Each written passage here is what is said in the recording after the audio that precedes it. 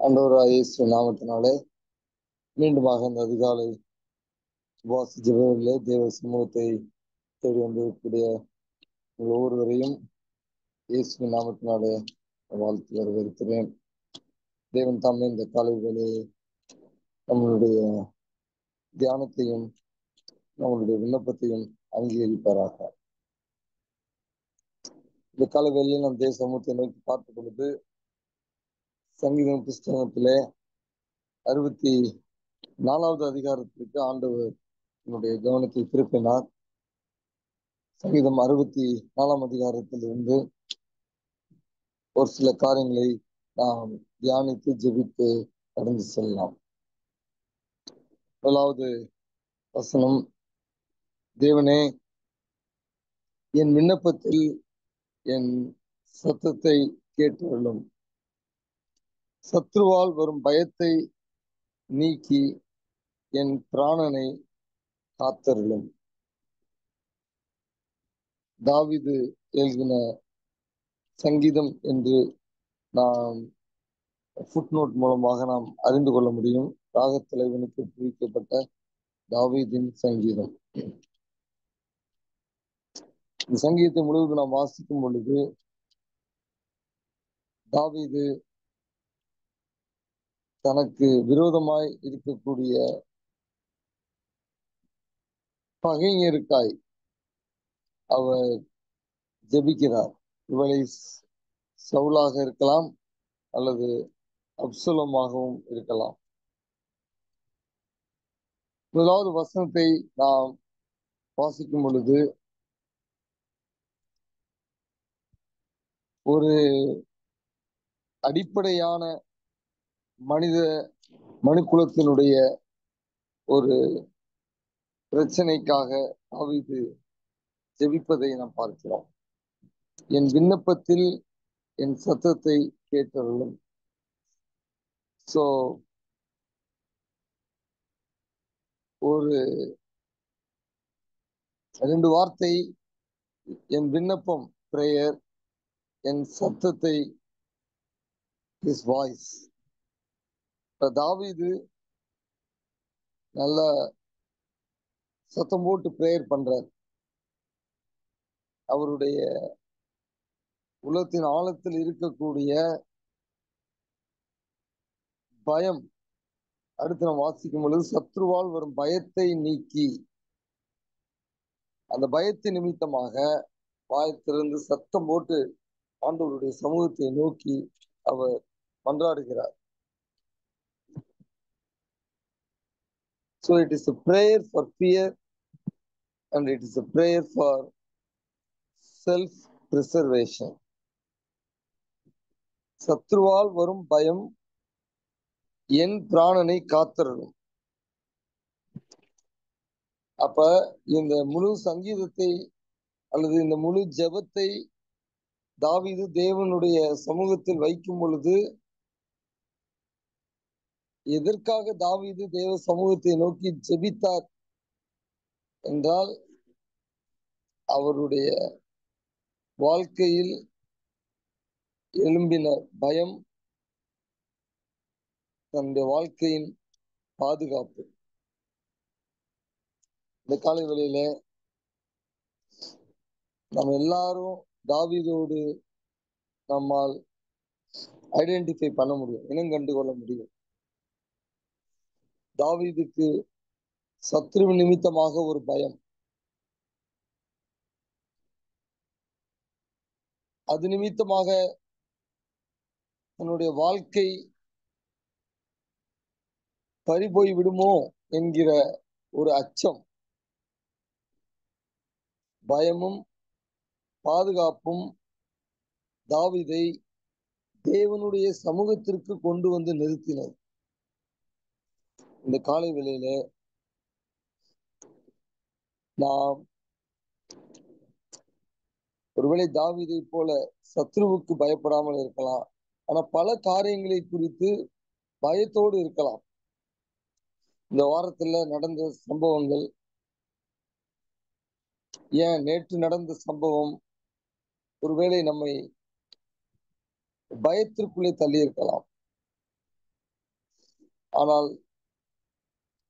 தாவீதிடத்திலிருந்து நாம் கற்றுக்கொள்ளக்கூடிய ஒரு மிக முக்கியமான ஒரு பாடம் என்னவென்றால், பயப்படாமல் இருப்பது என்பது ஒரு மேன்மையான ஒரு காரியமாக இருந்தாலும், பயம் யாரையும் விட்டு வைப்பதில்லை என்பதற்கு தாவீதினுடைய இந்த ஜெபம் நம்மை தைரியத்தையும் உற்சாகத்தையும் கொடுக்கிறது.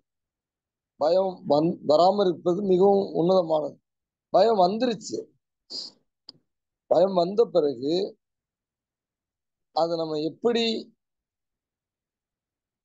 எதிர்கொள்வது, அதை எப்படி நம்ம அட்ரஸ் பண்ணுவது, அதைத்தான் இங்கு நாம் இந்த ஜெபத்திலே அல்லது இந்த சங்கீதத்திலே தாவீதிலிருந்து ஒரு சில காரியங்களை நாம் கற்றுக்கொள்கிறோம்.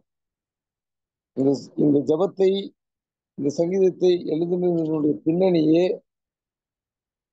தாவீதுக்கு ஏற்பட்ட ஒரு பயம்.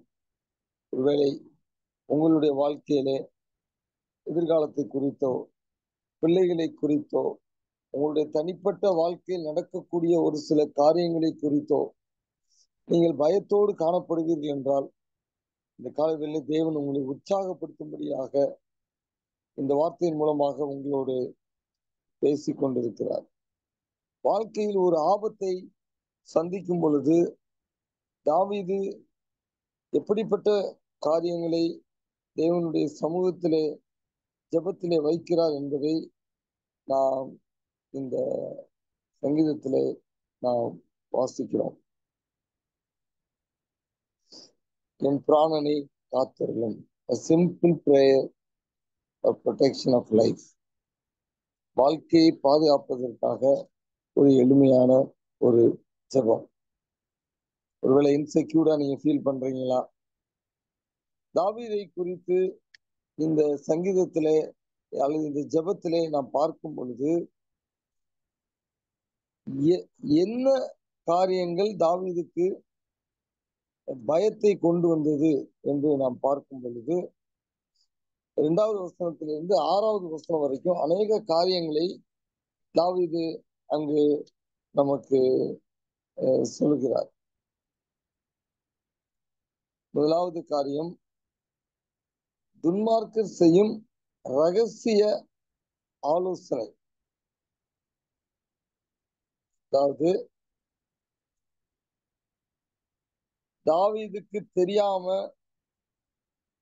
அதே சமயத்துல தாவீதுக்கு விரோதமாக ரகசியமாக அவரை வீழ்த்துவதற்காக அவர்கள் அல்லது துன்மார்க்கர் போடக்கூடிய ஒரு திட்டம், ரகசிய ஆலோசனை. நிறைய நேரங்கள்ல இது தாவீதுக்கு மாத்திரமல்ல, நம்ம எல்லாருக்குமே பொருந்தக்கூடிய ஒன்று. நமக்கு விரோதமாக நம்மை அறியாமலே அநேகர் ரகசியமான ஆலோசனை பண்ணி நம்மளுடைய வாழ்க்கைக்கு விரோதமாக எழும்புவதற்கு அதிகமான வாய்ப்புகள், சூழ்நிலைகள் இருக்கிறது. தாவீது அதைத்தான் இந்த இடத்துல நமக்கு வைக்கிறார். ரகசிய ஆலோசனைக்கும் அக்கிரமக்காரருடைய கலகத்திற்கும் என்னை விலக்கி மறைத்தருளும். 2வது காரியம், 3வது வசனத்திலே, அவர்கள் தங்கள் நாவை பட்டயத்தை போல கூர்மையாக்கி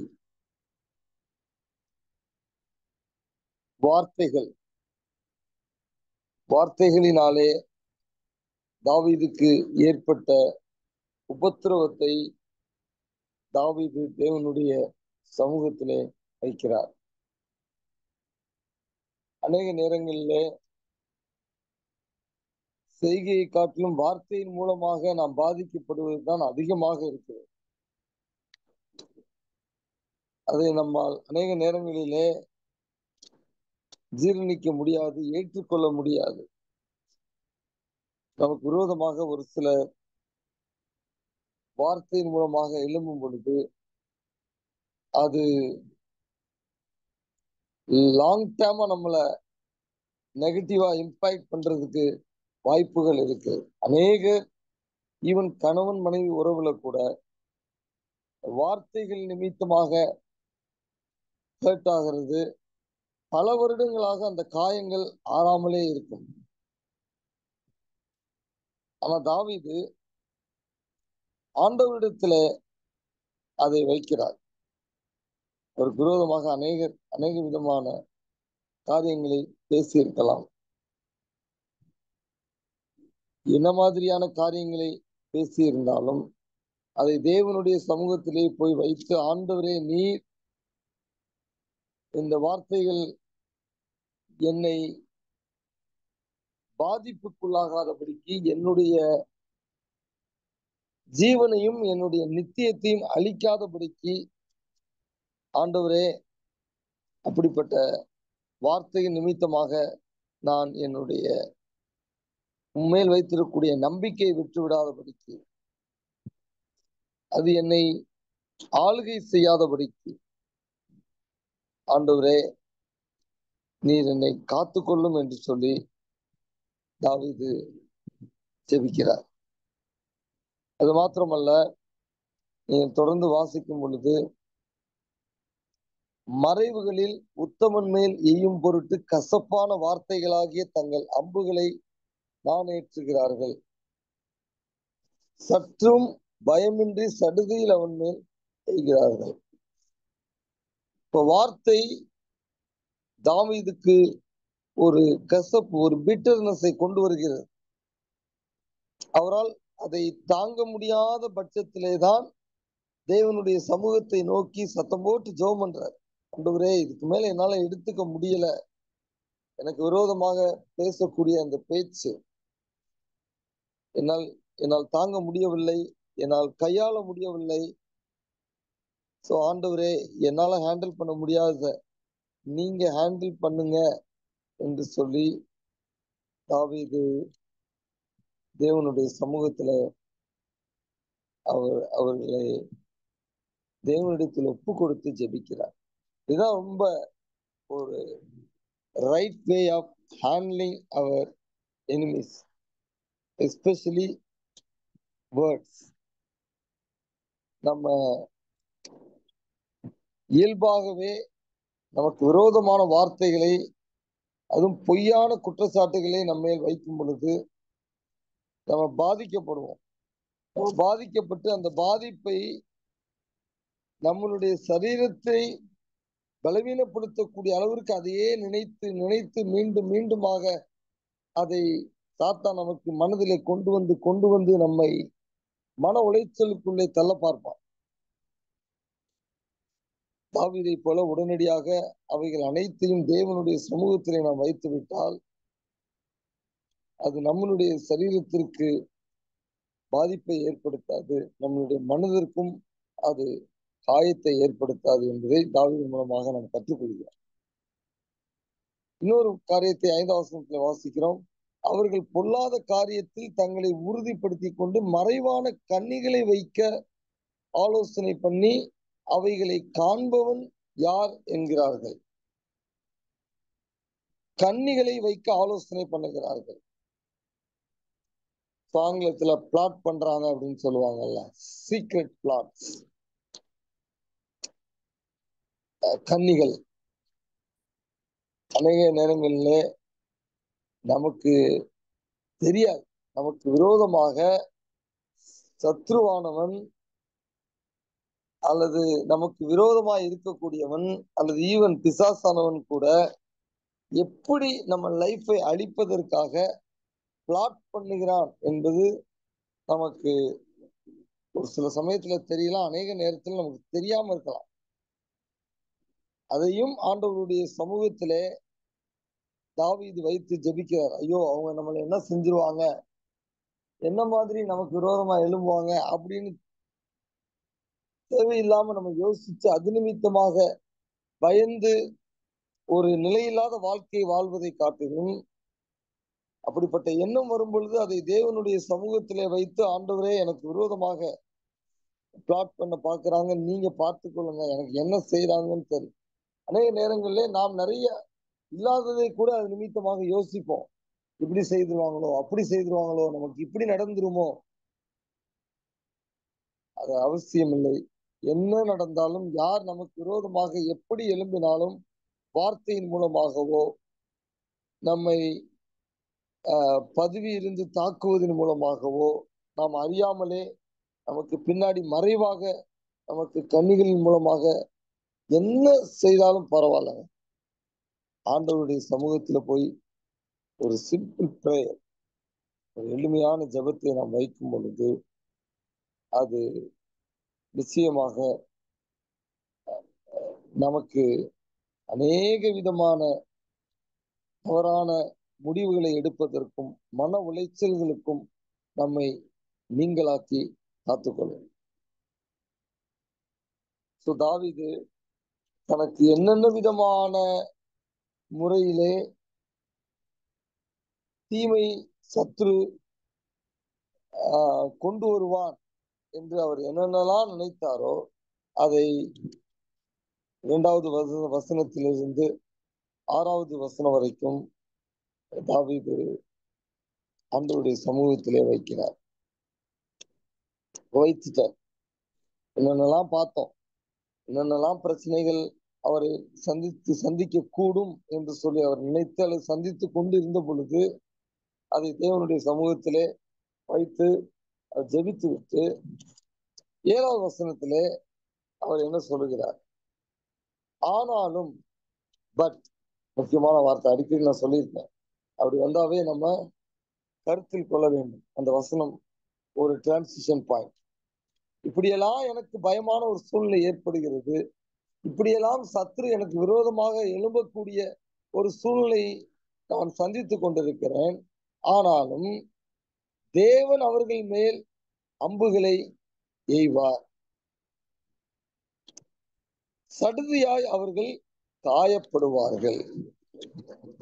தாவீது தனக்கு இருந்த ஒரு இன்செக்யூரிட்டி, தான் சந்தித்து கொண்டிருந்த ஒரு ஃபியர், பிகாஸ் ஆஃப் என்டேஞ்சர், பயத்து நிமித்தமாக அல்லது ஆபத்து நிமித்தமாக தாவீதுக்கு எழும்பின போராட்டம், மனப்போராட்டம், சந்தேகங்கள், இவைகள் எல்லாவற்றையும் இந்த ஒரு கான்செப்ட், தேவன் அவர்கள் மேல் அம்பை எய்வார், டிவைன் ஜட்ஜ்மெண்ட். தாவீது என்ன பண்றாரு? மனிதன் தனக்கு விரோதமாக எழும்பி வரும் பொழுது அவனை தேவனுடைய நியாய தீர்ப்புக்கு ஒப்பு கொடுத்து விடுகிறார். இதை பவுல் அப்போஸ்தலனுடைய வாணியிலே நாம் சொல்ல வேண்டும் என்றால், ரோமர் எழுதின புஸ்தகத்திலே 12ஆம் அதிகாரத்திலே அற்புதமாக பவுல் இதை சொல்லுவார். இயேசுவும் சொல்லும்போது மத்தேயு 5ஆம் அதிகாரத்திலும் இதை நாம் பார்க்க முடியும். ஆனா பவுல் சொல்லும் பொழுது அது ஒரு காரியம் எனக்கு ரொம்ப அதுல பிடித்திருக்கும். 12ஆம் அதிகாரத்திலே 19ஆம் வசனத்திலிருந்து 21ஆம் வசனத்துக்கு நாம் வாசிக்கும் போது, பிரியமானவர்களே, பழி வாங்குதல் எனக்குரியது, நானே பதில் செய்வேன் என்று கர்த்தர் சொல்லுகிறார் என்று எழுதியிருக்கிறபடியால் நீங்கள் பழி வாங்காமல் கோபாக்கினைக்கு இடம் கொடுங்கள். அதைத்தான் தாவீது செய்கிறார். சத்துரு நமக்கு விரோதமாக வரும் பொழுது நானே பதில் செய்வேன் என்று சொல்லி காரியங்களை நம்மளுடைய கரங்களிலே எடுத்துக்கொண்டு அவன் பிளாட் பண்ணா, அவன் சத்தம் போட்டா, நாமும் சரிக்கு சரியா நம்மளும் சத்தம் போடுறது, நம்மளும் அவனுக்கு விரோதமா தீமையை ஏதாவது பிளாட் பண்ணணும்னு நினைக்கிறது. இது ஆண்டவருடைய பிள்ளைகள், இயேசு கிறிஸ்துவை பின்பற்றக்கூடிய தேவ ஜனங்களுக்கு அடையாளம் அல்ல.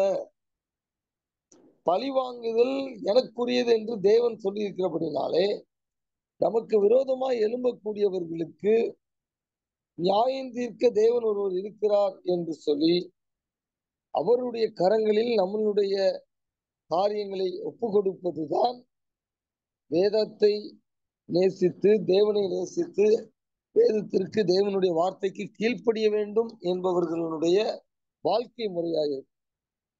இன்றைக்கு அநேக நேரங்களிலே நேர் எதிர்மாறாக வாழ்ந்து கொண்டிருக்கிறோம். அதனாலதான் நிறைய நேரத்தில் நம்மளுடைய ஜெபங்கள் எஃபெக்டிவா இருக்கிறது இல்லை. எல்லா காரியத்தையும் தேவ சமூகத்திலே வைத்து ஜெபிக்க வேண்டும். நல்லதோ கெட்டதோ நமக்கு விரோதமா எழும்பக்கூடியவர்கள் அன்ஜஸ்டா இருக்கிறாங்களோ அல்லது வாட் எவர் இட் இஸ்,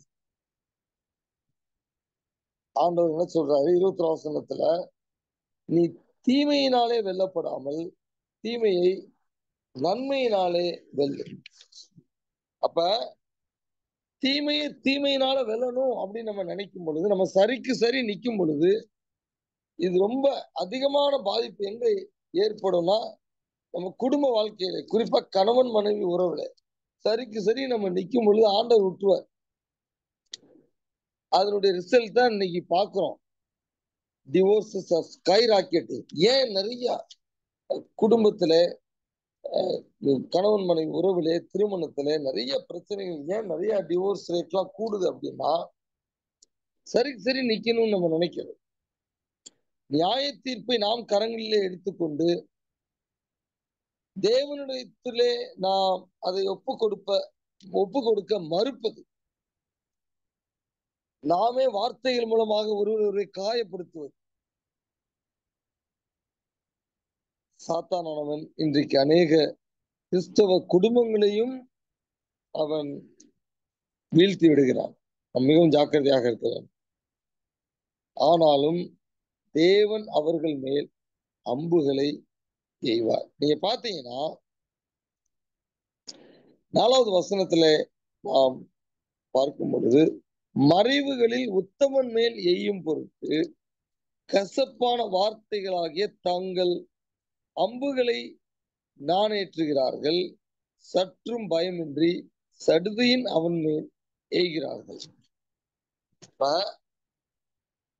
மனிதர்கள் வார்த்தைகள் மூலமாக நமக்கு விரோதமாக அம்புகளை எய்யும் பொழுது தாவீதினுடைய அண்டர்ஸ்டாண்டிங் என்ன, தேவன் அவர்கள் மேல் அம்புகளை எய்வார். அப்படி சொல்லிட்டாங்களே, இப்படி சொல்லிட்டாங்களே, என் புருஷன் என்னை இப்படி திட்டாரே, என் மனைவி இப்படி திட்டுச்சே, என் மாமியார் இப்படி திட்டாங்களே, என் நாத்தனார் இப்படி திட்டாங்களே, என்னுடைய இன்லாஸ் இப்படி பேசிட்டாங்களே. இல்லைங்க, எந்நேரம் போக்கஸ் அவங்களே இருக்க வேண்டாம். ஆண்டவரே நீங்க பார்த்து கொள்ளுங்க. ஏன்னா தேவன் அம்பை எய்யும் பொழுது அவர் தவறாக எய்ய மாட்டார். நாம பிரச்சனை கையில எடுத்துக்கொண்டு நம்முடைய எதிரிகளுக்கு விரோதமாக அம்பை எய்யும் பொழுது நாம் தவறாக எய்வதற்கு வாய்ப்பு இருக்கிறது. நீங்க பாருங்களேன், அந்த வசனத்துல ஒரு வார்த்தை வருது, சடுதியாய். ஆனாலும் தேவன் அவர்கள் மேல் அம்புகளை எய்வார். புளூரல். நீங்க நல்லா பாத்தீங்கன்னா அம்புகளை எய்வார். 2 வார்த்தையிலுமே புளூரல் தான் வருது.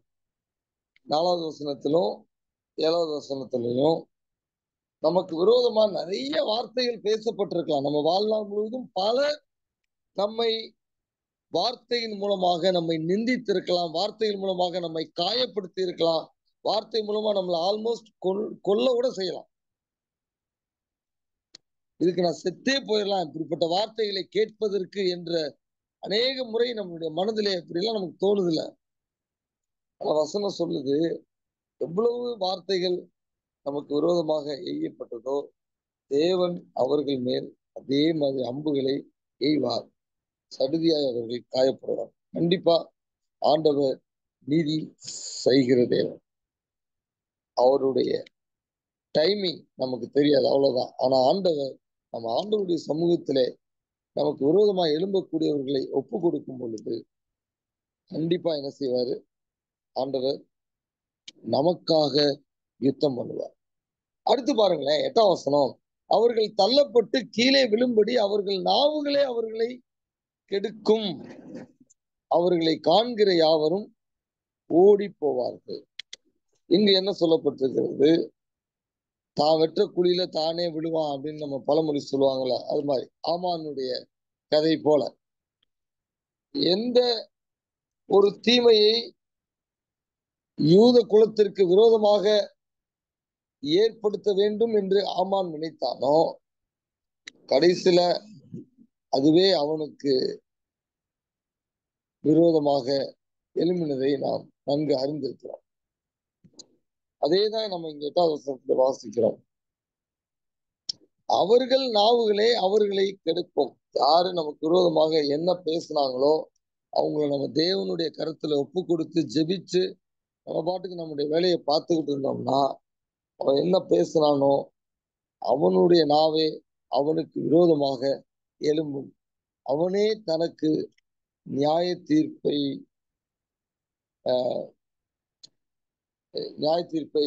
அவன் அட்மினிஸ்டர் பண்ணிக்குவான். ஆகவே அவனை அழிக்க வேண்டும் என்று நாம் நினைக்க வேண்டிய அவசியமே இல்லை. தேவன் பதில் செய்வார். அவனுடைய தீமையான காரியங்கள், தீமையான வார்த்தைகள், தீமையான பிளாட்ஸ், ரகசிய ஆலோசனைகள் என்னவாக இருந்தாலும் அது அவனுக்கு விரோதமாக நேச்சுரலாகவே திரும்பிவிடும். அதைத்தான் இங்கு தாவீது சொல்லி தன்னுடைய சூழ்நிலையிலே தன்னை அவர் தேற்றுகிறார், செல்ஃப் மோட்டிவேட் பண்ணுகிறார். அடுத்த வசனத்திலே வாசிக்கிறோம். எல்லா மனுஷரும் பயந்து தேவனுடைய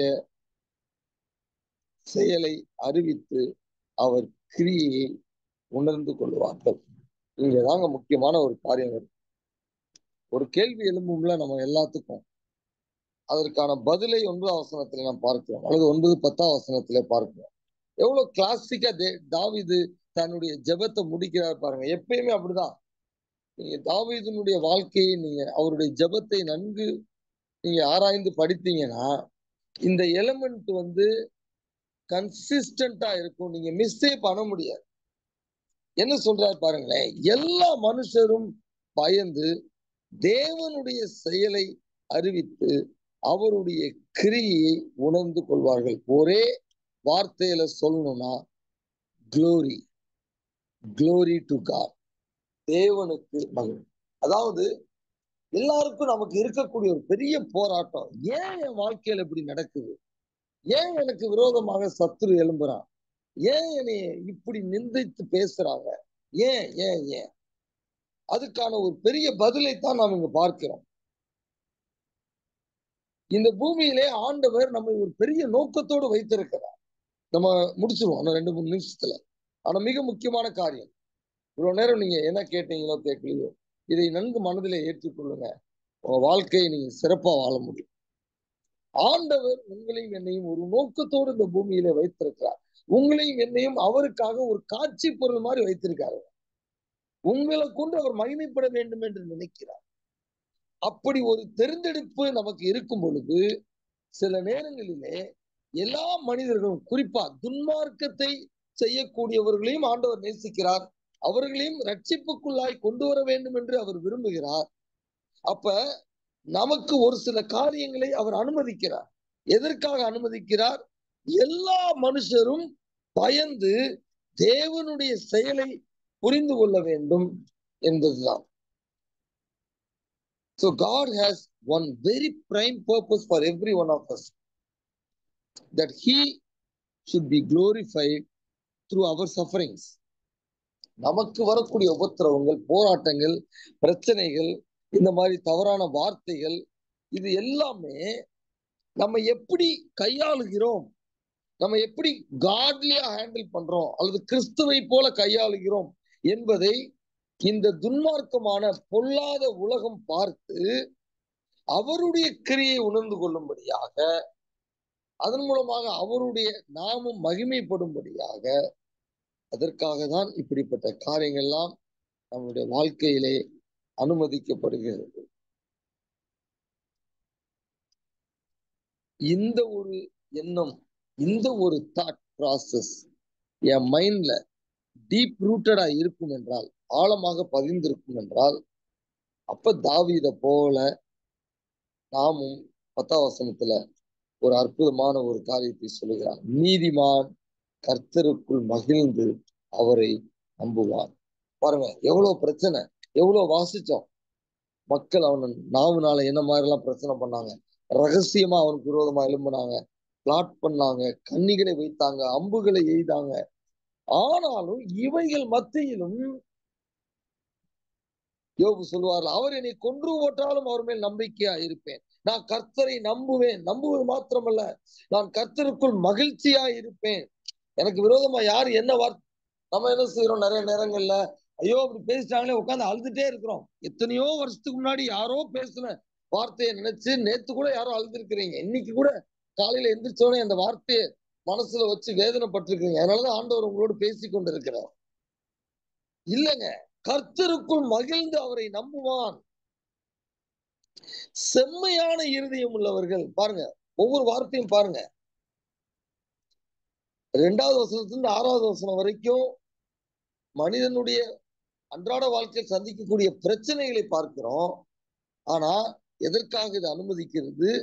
இப்படி வந்தவங்க ஆண்டவருடைய பிள்ளைகளா இருக்கிற பட்சத்திலே அவங்க அதை எப்படி ஹேண்டில் பண்ணணும் அப்படிங்கிறதுக்கு ஆண்டவர் அற்புதமா தாவீது மூலமாக நமக்கு கற்றுக் கொடுக்கிறார். நம்முடைய இருதயம் ஆண்டவருக்கு பிரியமா இருக்கும் என்றால் இப்படிப்பட்ட சூழ்நிலையிலும் நாம் தேவனை மேன்மை பாராட்டுவோம். தாங்க life. Our life is not about our self. அவ்வளவுதாங்க. இதாங்க summary. It is about God. why we are here, why we are going through certain things. நம்ம ஏன் இங்க இருக்கிறோம், ஏன் சில காரியங்கள் நமக்கு நடந்து கொண்டிருக்கிறது என்றால், வாழ்க்கை என்பது நமக்கு மாத்திரம் அல்ல, நம் வாழ்க்கை முழுவதும் தேவனுக்காக, தேவன் நம்மை கொண்டு மகிமைப்பட வேண்டும் என்று விரும்புகிறார். கண்களை மூடி இந்த காலை வேளை தேவ சமூகத்தில் நம்ம ஒப்பு கொடுப்போம். ஒருவேளை ஒரு பக்கம் பயம் நம்மை அழுத்தி கொண்டிருக்கிறதா, இந்த காலை வேளையிலே ஏதோ ஒரு பயத்தோடு எதிர்காலத்தை குறித்தோ, பிள்ளைகளுடைய எதிர்காலத்தை குறித்தோ, உங்களுடைய வாழ்க்கை, உங்களுடைய வேலை எப்படி நடக்க போகுது, உங்க சரீரத்தை குறித்து, பலவீனத்தை குறித்தோ ஏதோ ஒரு பயம், அந்த பயத்து நிமித்தமாக நம்பிக்கையற்ற நிலையில தள்ளப்பட்டிருக்கீங்களா? யாராவது உங்களுக்கு விரோதமா பேசிட்டாங்க, உங்களுக்கு விரோதமா தீமையான காரியங்களை செஞ்சுட்டாங்களா? நீங்க நன்மைதான் செஞ்சீங்க, ஆனா உங்களுக்கு தீமை செஞ்சுட்டாங்களா? பரவாயில்லங்க, உங்களை ஆண்டவர் அதற்கு பாத்திரமாக தெரிந்து கொண்டார் என்று முதல் ஆண்டவருக்கு நன்றி சொல்லுங்க. என்னை கொண்டு தேவன் மகிமைப்பட வேண்டும் என்று விரும்பி இப்படிப்பட்ட காரியங்களை அனுமதித்திருந்தால், ஆண்டவரே உமக்கு ஸ்தோத்திரம், நான் உமக்குள் மகிழ்ந்து உம்மை நம்புவேன் என்று சொல்லி ஆண்டவருடைய சமூகத்துல உங்களை நீங்க ஒப்பு கொடுங்க. அதுதான் ஆண்டவர் நம்மிடத்திலே விரும்புகிறார். யாரு எத்தனை காரியங்கள் நமக்கு விரோதமா செய்யட்டுங்க, என்ன செய்வாங்களோ அப்படின்னு யோசிக்க வேணாங்க. சிம்பிளா ஆண்டவர்கிட்ட போய் சொல்லுவாங்கல்ல, கீப் இட் சிம்பிள் அப்படின்னு. எல்லாத்தையும் லைஃப் சிம்பிளா வச்சுக்க, ஆண்டவர்கிட்ட போய் சொல்லிட்டோம். நியாய தீர்ப்பு ஆண்டவருடைய கரத்துல இருக்கு. நான் இந்த தீமையினால வெல்ல போறது இல்ல. எனக்கு விரோதமா பேசிட்டாங்க, நானும் அவங்களுக்கு சரியா பேச போறது இல்ல. ஆண்டவர் கரத்துல கொடுத்துட்டேன், அவர் பார்த்துக்குவார், என் மூலம் அவர் மகிமைப்பட போறார். அதனால நான் மகிழ்ச்சியோடு இருக்க போகிறேன். அதுதாங்க ஒரு ஒரு ஒரு ஒரு பாசிட்டிவ் அவுட்லுக் ஆஃப் லைஃப் கொடுக்குங்க நமக்கு. இல்லைன்னா யோசித்து பாருங்களேன், நம்ம லைஃப் மிசரபிளா இருக்கும். அப்படிப்பட்ட மிசரபிள் லைஃப்ல நிறைய பேர் நம்ம வாழ்ந்து கொண்டிருக்கிறோம். ஆண்டவர் அதிலிருந்து நம்மை வெளியே கொண்டு வர வேண்டும் என்று விரும்புகிறார். Don't focus on wicked people and the wicked things they are plotting against you. துன்மார்க்கரை குறித்தும், துன்மார்க்கர் உங்களுக்கு விரோதமாக இழைக்கக்கூடிய கண்ணிகளை குறித்தும், வார்த்தைகளை குறித்தும் போக்கஸ் பண்ணாதீங்க. தேவனை போக்கஸ் பண்ணுங்க, செபியுங்க. அதுதான் சிறந்த ஆயுதம். அதுதான் நமக்கு ஆண்டவர் கொடுத்த ஒரு உன்னதமான ஒரு ஆயுதம். ஆண்டவருடைய சமூகத்தில் இந்த கால வேலையை ஒப்பு கொடுத்து, ஆண்டவரே என் மூலமாக நீர் இப்படி மகிமைப்பட வேண்டும் என்று விரும்பினா எனக்கு சந்தோஷம் ஆண்டவரே. I am all for it Lord. என்ன நீங்க உம்முடைய பிள்ளையா ஏற்றுக்கொண்டு ஆண்டவரே, இவ்வளவு நாள் நான் தேவையில்லாத மன உளைச்சலுக்குள்ளே போயிட்டேன்னு இந்த காலை வேளையை நான் உணர்த்தப்படுகிறேன் ஆண்டவரே. நான் என் வாழ்க்கையை உடைய கரங்கள்ல கொடுக்கிறேன் ஆண்டவர். நீங்க பார்த்து கொள்ளுங்க ஆண்டவரே. நீங்க எல்லாவற்றையும் பார்த்து கொள்வீங்க என்கிற அந்த நம்பிக்கை ஆண்டவரே என்னை தலை நிமிர்ந்து தைரியமாய், ஆண்டவரே இன்ஃபேக்ட் வித் ரிஜாய்சிங் அவுட்லுக், ஒரு ஒரு மனமகிழ்ச்சியோடு நான் இனி என்னுடைய வாழ்க்கையை எதிர்கொள்வேன் என்று சொல்லி ஒரு நல்ல தீர்மானத்தோடு ஆண்டவருடைய சமூகத்திலே நம்ம ஒப்பு கொடுப்போமா? ஈவன் நம்முடைய எதிரிகளையும் ஒப்பு கொடுத்து ஜெபிப்போமா? நேசிக்கிற அன்புள்ள ஆண்டவரே, இந்த காலை வேளையிலே வார்த்தையினால் புண்படுத்தப்பட்டவர்கள் வந்திருக்கிறார்கள். பயத்தோடு பிள்ளைகள் வந்திருக்கிறாங்கப்பா. எதை குறித்து பயத்தோடு வந்திருக்கிறாங்களோ எனக்கு தெரியல. நான் பயந்து இருக்கிறாங்க. அது நிமித்தமாக தவறான தீர்மானங்களை எடுத்துவிடக் கூடாது என்பதற்காக தேவன் அவர்களோடு பேசி கொண்டிருக்கிறீர் என்பதை உணர்கிறாங்கப்பா. என் வாழ்க்கையில போய் திரும்பியும் பழைய மாதிரி போய்விடாதபடிக்கு ஆண்டவரே, இந்த நாளிலே நீர் பேசின வார்த்தைகளை மீண்டும் மீண்டுமாக அவர்கள் உம்மிடத்திலே வைத்து இன்னும் அநேக காரியங்களை தியானித்து ஜெபத்திலே இதன் மூலமாக நீர் அவர்களுக்கு ஆண்டவரை மினிஸ்டர் பண்ணும்படியாக தங்களை இன்னும் அதிகமாக ஜெபத்திலே ஒப்பு கொடுத்து தங்களுடைய எதிரிகளையும் தங்களுடைய பயத்தை மேற்கொள்வதற்கு ஒவ்வொருவருக்கும் நீங்க கிருபை செய்யுங்கப்பா. இந்த காலை வேளையிலே யார் யாரெல்லாம் ஆண்டவரே என்னென்ன காரியங்களுக்காக பயந்து உம்மை நோக்கி இந்த வாரத்திலே ஜெபித்தார்களோ அந்த காரியத்திற்கு உடைய வார்த்தையின் மூலமாக நீ தேற்றினீர். அவருடைய வாழ்க்கையும் ஆசீர்வதித்தப்பா. இந்த பயங்கள் அனைத்திற்கும் நீங்களாக்கி ரட்சியும் என்று நான் ஜெபிக்கிறேன் தகப்பனே.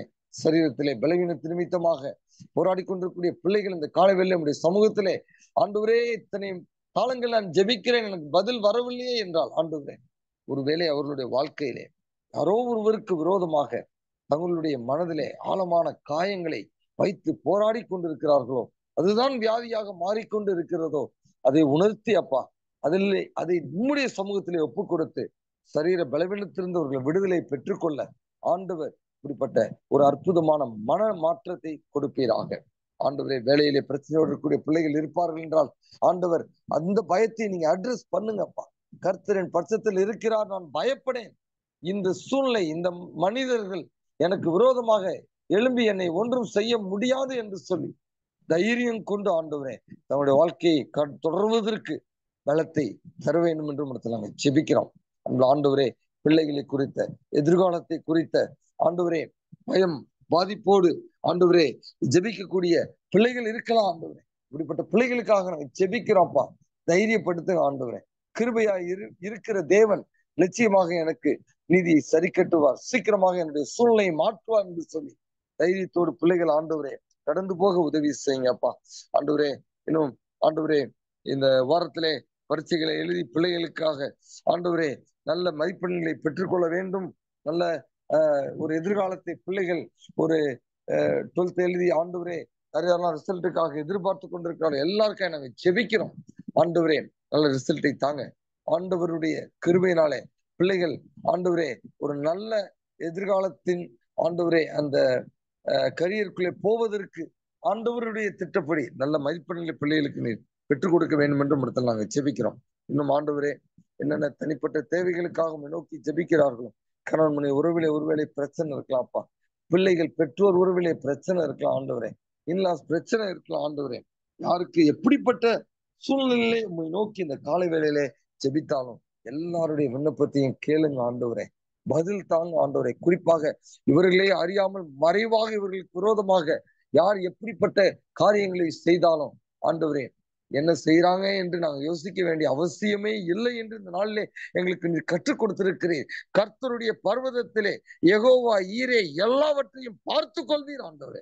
அந்த தைரியத்தோடு உம்மை நம்பி நாங்க கடந்து போகிறோம். கர்த்தர் எங்களுக்காக யுத்தம் பண்ணி எங்களுக்காக நீர் அம்புகளை எய்து எங்களுக்காக நீர் ஜெயத்தை கொடுத்ததற்காய் நன்றி செலுத்துகிறோம். God, you cannot fail in our lifelong. நிச்சயமா நீங்க தோக்க மாட்டீங்கப்பா. அப்படிப்பட்ட வெற்றியை சுதந்திரிக்கக்கூடிய வெற்றியை எங்களுக்கு அளிக்கக்கூடிய தெய்வத்தை நாங்கள் வழிபடுகிறபடினாலும் எல்லா பயங்களையும் விட்டு எங்களை நீங்களாக்கி தைரியத்தோடு எங்களை அனுப்புங்க.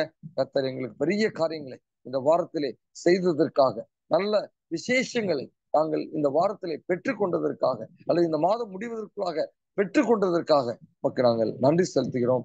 இயேசுவின் நாமத்தில் கேட்கிறோம் பிதாவே, ஆமென். தேவன் ஒவ்வொரு ஆசீர்வதிப்பாராக.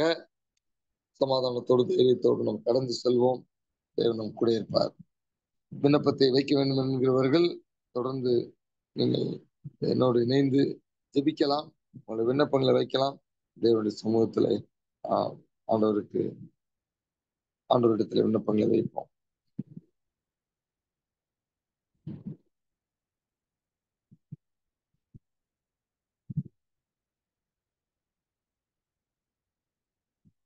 தஞ்சாவூர்ல இருந்து ஒரு சகோதரிக்காக நாம் ஜெபிக்கவிருக்கிறோம்.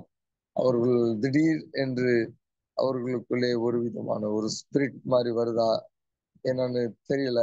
பட் திடீர்னு பயங்கரமா சத்தம் போட்டு பக்கத்து பக்கத்து வீட்டுல இருக்கிறவங்க அல்லது குடும்பத்துல இருக்கிறவங்க எல்லாத்தையும் ரொம்ப துன்பப்படுத்துறாங்க. சர்ச்சில் போகும்போது கூட சர்ச்சிலையும் சத்தம் போட்டுடுறாங்க. திடீர்னு சடன் அட்டாக்ஸ் அந்த மாதிரி வரும் பொழுது அவங்கள அறியாமலே அவங்க பயங்கரமா தீமையான வார்த்தை எல்லாம் பேசிடுறாங்க. அதற்காக ஜெபிங்கள் என்று கேட்டுக்கொண்டிருக்கிறாங்க. அந்த சகோதரிக்காக நான் பெயர் சொல்ல விரும்பல.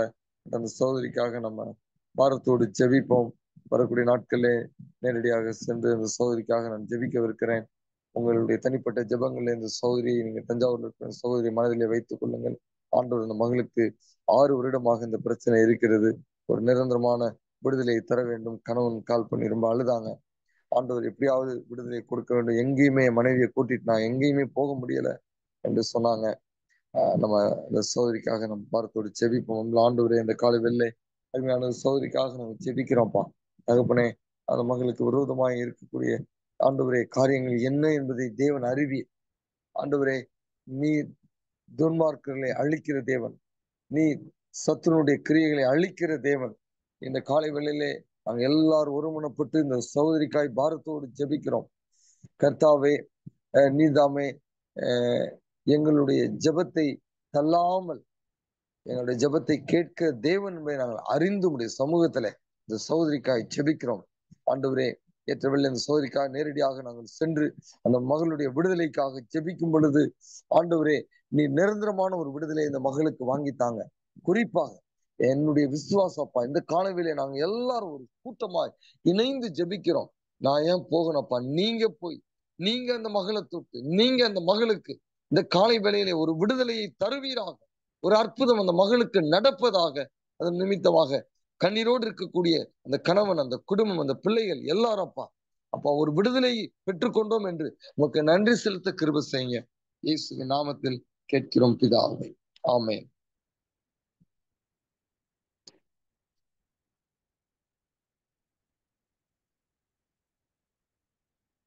இந்த வாரத்துல நிறைய பேர் நீட் எழுதி இருக்கிறாங்க.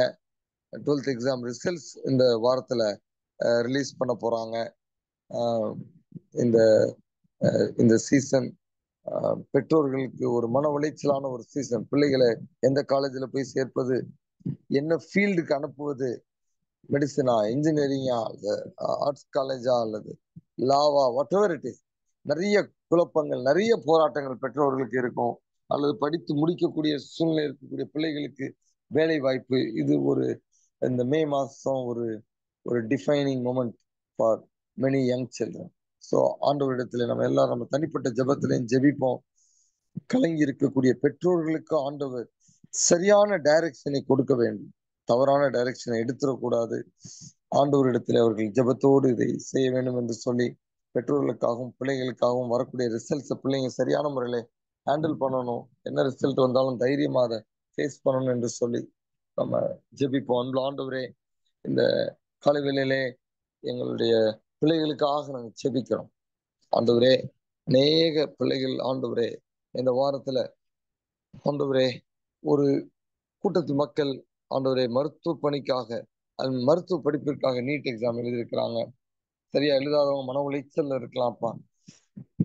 ஆண்டவரே, எல்லாருடைய வாழ்க்கை உடைய கருத்துல கொடுக்கிறோம். 12th ரிசல்ட்ஸ் வருகிறதப்பா, அவங்களும் உடைய கருத்துல கொடுக்கிறோம். கல்லூரி பரீட்சை எழுதி கொண்டிருக்கிறாங்க. கடைசி வருடத்தை படிக்கக்கூடிய பிள்ளைகள் இருக்கலாம். அன்புள்ள தேவனே, எல்லாருக்கும் அப்பா எதிர்காலத்தை குறித்த தெளிவான ஒரு திட்டத்தை நீர் கொடுக்க வேண்டும் என்று உடைய சமூகத்திலே நாங்கள் ஜெபிக்கிறோம். பெற்றோர்களுக்கு இது நிமித்தமாக இருக்கக்கூடிய மன உளைச்சல்களை கர்த்தர் பெற்றோர்களுக்கு மாத்திரமல்ல, குழந்தைகளுக்கும் ஆண்டவரை ஸ்டூடெண்ட்ஸுக்கும் எல்லாருக்கும் இருக்கக்கூடிய மன உளைச்சல்களை எடுத்து போடுங்க. கர்த்தர் என் பட்சத்தில் இருக்கிறார் என்று சொல்லி தைரியமாக உம்மிடத்தில் ஜெபித்து சரியான தீர்மானங்கள் எடுப்பதற்கு உதவி செய்யுங்க. இயேசுவின் நாமத்தில் கேட்கிறோம் பிதாவே, ஆமென்.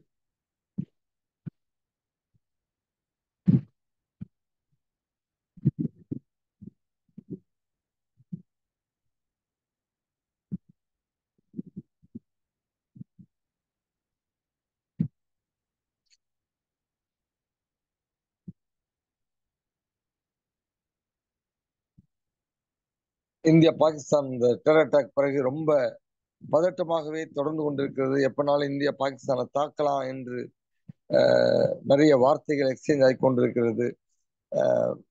மிகப்பெரிய பாதிப்பை இது ஏற்படுத்தி விடாதபடிக்கு நிறைய காரியங்கள் மிலிட்ரியா அவங்க ரெஸ்பாண்ட் பண்ணாம கொஞ்சம் வித்தியாசமா ரெஸ்பாண்ட் பண்ணி கொண்டிருக்கிறாங்க. அப்படியே இருந்து இந்த பிரச்சனை சால்வ் ஆகணும். நிறைய உயிர் சேதங்கள் ஏற்கனவே நம்ம சைட்ல வர்ற மாதிரி இன்னொரு சைட்லயும் வந்து விடாதபடிக்கு சரியான தீர்மானங்களை எடுக்கும்படியாக, அப்பாவி மக்கள் கொல்லப்படாமல் இருக்கும்படியாக நாம இந்த காரியங்களுக்காக நிறைய உலகம் முழுவதும் பல யுத்தங்கள் நடந்து கொண்டிருக்கிறது. எல்லா இடங்களிலும் எல்லா நாடுகளிலும் ஏமன், ஹூத்திஸ், இஸ்ரேல் அங்க பிரச்சனை போயிட்டு இருக்கு. ஈவன் அமெரிக்காவில் இன்வால்வ் ஆயிருக்கிறாங்க. ரஷ்யா, உக்ரைன் இந்த பிரச்சனை போயிட்டு இருக்கு. நிறைய இடங்கள்ல பிரச்சனைகள் உலகம் எங்கிலும். ஆண்டவருடைய சமூகத்திலே இந்த எல்லா யுத்தங்களுக்காக நம்ம பாரத்தோடு ஜெபிப்போம். ஆண்டவரே, இந்த யுத்தங்களின் செய்திகளையும் கேள்விப்படுவீர்கள் என்று கடைசி காலத்திற்காக நீர் கொடுத்த ஆண்டவரே அந்த ப்ரொஃபட்டிக் வார்னிங் ஆண்டவரே நிறைவேறி கொண்டிருக்கிறது எங்கள் கண்களுக்கு முன்பதாக இதை நாங்கள் பார்க்கிறோம். அன்புள்ள தேவனே, இவைகள் மத்தியிலே எங்களுக்கு ஒரு நம்பிக்கை இருக்கிறது. எங்கள் தேவன் எங்களோடு இருக்கிறது. ஆகவே குறிப்பாக இந்தியா பாகிஸ்தான் மத்தியிலே ஆண்டவரே கடந்த வாரங்களிலே எழும்பின அந்த டெரரிஸ்ட் அட்டாக் ஆண்டவரே, இது மிலிட்ரி ரிட்டாலியேஷன் வந்து அநேக ஆண்டவரே ஜன கூட்டங்கள் ஆண்டவரே அப்பாவி மக்கள் கொல்லப்படுவது, அப்படிப்பட்ட ஸ்ட்ராட்டஜிஸ் எதுவும் அரசாங்கத்திலிருந்து செய்யாமல் ஆண்டவரே இப்பொழுதெல்லாம் என்ன செய்து கொண்டிருக்கிறாங்களோ இதே மாதிரி ஒரு சில காரியங்களை கட் பண்ணி அது நிமித்தமாக அவர்களுக்கு பாடங்களை புகுத்தும்படியாய் இனி இப்படிப்பட்ட தவறுகளை செய்யக்கூடாது, அதற்கு ஆண்டவரே துணை போகக்கூடாது என்று சொல்லி ஆண்டவரே அப்பா நல்ல முறையிலே ரெண்டு சைட்லும் சுமூலமாக இந்த காரியங்களை தீர்வு செய்வதற்கு வேண்டிய ஆண்டவரே அந்த ஹை லெவல் டெலிகேட் ஆண்டவரே அந்த யாரெல்லாம் ரெக்கன்சைல் பண்ணணும்னு நல்ல உள்ளத்தோடு காரியங்களை செய்கிறார்களோ அவர் மனதிலே பேசி எல்லா காரியங்களையும் சரியான முறையில நீ நடத்தி தாங்க. உலகம் எங்கிலும் எல்லா பதட்டங்களும் எல்லா யுத்தங்களும் ஆண்டவர் சீக்கிரமாக சமாதானத்தை கொண்டு வந்து அது நிமித்தமாக அப்பா எல்லா ஆண்டவரே உலகம் சுவிட்சமாக வாழ்வதற்குரிய சூழ்நிலை கர்த்தர் ஏற்படுத்துங்க. தேவன் அப்படி செய்ததற்காக உமக்கு நன்றி செலுத்துகிறோம். இந்த காலை வெளியிலே யாரெல்லாம் ஆண்டவரை என்னோடு இணைந்து தங்களுடைய வாழ்க்கைக்காகவும் பிறருக்காகவும் ஜெபிக்க வேண்டும் என்று உம்மிடத்திலே ஜெபிப்பதற்கு நேரத்தை ஒதுக்கி என்னோடு ஜெபிக்கிறார்களோ எல்லாரையும் ஆண்டவரே நீ ஆசீர்வதிங்கப்பா. கர்த்தாவே நிமித்தமாக ஒரு கலசம் தண்ணீர் கொடுத்தாலும் அதற்கு நான் பதில் கொடுப்பேன் என்று சொன்னீரேன். பிறருக்காக ஜெபிக்கக்கூடிய இந்த பிள்ளைகளுடைய வாழ்க்கையில ஆண்டவர் தொடர்ந்து குறுக்கிட்டப்பா. பிள்ளைகளை மேன்மைப்படுத்துங்க, பிள்ளைகளை பாதுகாத்து கொள்ளுங்க, பிள்ளைகளை ஆசீர்வதிங்க, உங்களுடைய நன்மையினாலே நிரப்புங்க. நமக்கு நன்றி செலுத்துகிறோம். என்னுடைய ஜெபத்தினால் நீர் கேட்டு இந்த எஞ்சியுள்ள வாரம் முழுவதும் அடுத்த வாரம் நாங்கள் மீண்டுமாக ஆண்டவரே இந்த பிளாட்ஃபார்ம்ல இணைந்து உங்களை நோக்கி பார்க்கிற வரை தேவ கிருபை, தேவ சமாதானம், தேவனுடைய பாதுகாப்பு, தேவனுடைய ஆரோக்கியம் எங்கள் ஒவ்வொருவரையும் தாங்கி நடத்துவதாக இயேசுவின் நாமத்தில் கேட்கிறோம் பிதாவே, ஆமென். தேவன் நம் ஒவ்வொருவரையும் ஆசீர்வதிப்பாராக. சமாதானத்தோடு கடந்து செல்லலாம்.